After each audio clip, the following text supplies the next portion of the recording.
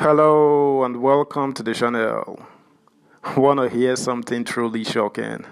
Then this gist is perfect for you. A well-placed insider has narrated how Tinubu secretly funded Obi's campaign without his knowledge, all in an attempt from Tinubu to weaken Atiku, who Tinubu felt was a more formidable opponent. Shocking, no? Details next. Subscribe, like, share, and comment. Thank you. LP governorship candidate Akinwale reveals how Tinubu funded Peter Obi's campaign. Labour Party's candidate for the Oyo State governorship race, Taofiq Akinwale, alleged in a radio interview that President-elect Bola Tinubu urged Professor Pat Utomi to step aside in favor of Peter Obi before the 2023 general elections. This allegation came to light during Akinwale's appearance on the radio program 101.7 Yes FM based in Ibadan, Oyo State. According to Akinwale, who spoke in Yoruba, Obi received campaign donations from Utomi, whom he characterized as Tinubu's protege. He stated that in the build-up to the 2023 elections, Obi, who had purchased the nomination form of the People's Democratic Party (PDP), suddenly announced his exit from the party. Initially, Patu Tomi had secured the LP's presidential ticket, but when Peter Obi said he resigned from the PDP and joined the LP, Bola Tinubu, a master political strategist, quickly told Utomi that everyone knows to be his son to step down for Obi. The president-elect saw in Obi's presidential bid a good chance to reduce the winning chances of the presidential candidate of the PDP, Atiku Abubakar. What Peter Obi didn't know is much more than what he knows. He started collecting campaign funds from Utomi while Tinubu was giving the money to Utomi. This went on until Obi's presidential campaign got to a stage it went beyond the target. Obi was used without him knowing, he said. Before these events, Obi had initially bought the nomination form of the People's Democratic Party (PDP) for the 2023 elections. However, he abruptly declared his departure from the party, sparking the sequence of events that Akinwale described. The Labour Party candidate further emphasized that Tinubu, widely recognized as a skilled political strategist, advised Utomi to step aside for Obi. Akinwale suspects that Tinubu considered Obi's presidential candidacy as an opportunity to undermine Atiku Abubakar, the PDP's presidential candidate's odds of winning.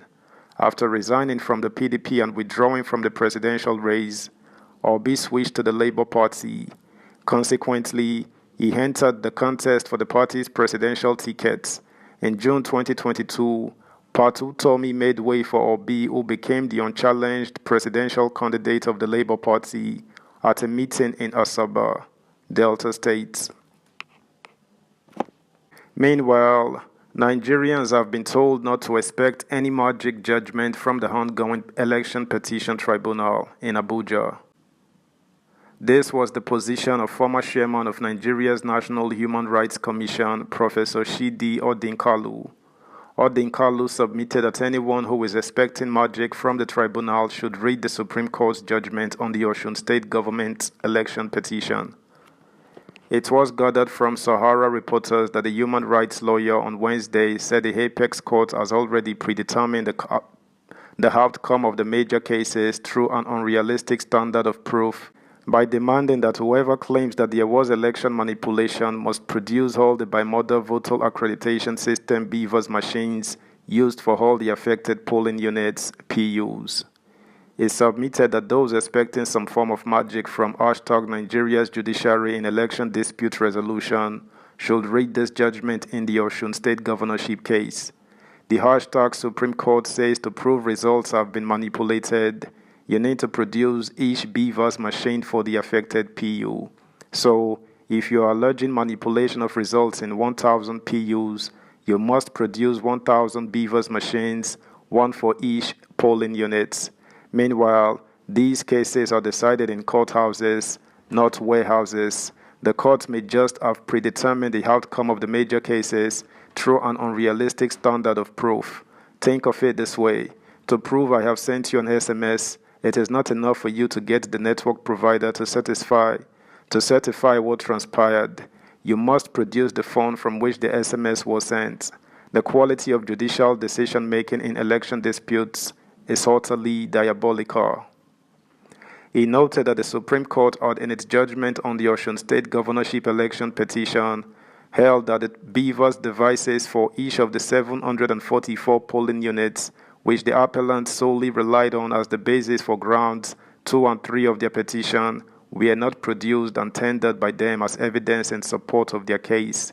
Rather, they sought to prove the record of accredited voters in the beavers devices for each of the 744 polling units by means of a report of the examination of the INEC database or backend server exhibit BVRO set to contain the information on the number of accredited voters and number of votes cast in a polling unit transmitted by the beavers to the said INEC database during the election on Election Day. The record in the beavers machine for each polling unit is the direct and primary record of the number of voters accredited in that polling unit on the election day in the process of the election. Subscribe, like, share, comment, and please turn the notification bell on. Thank you.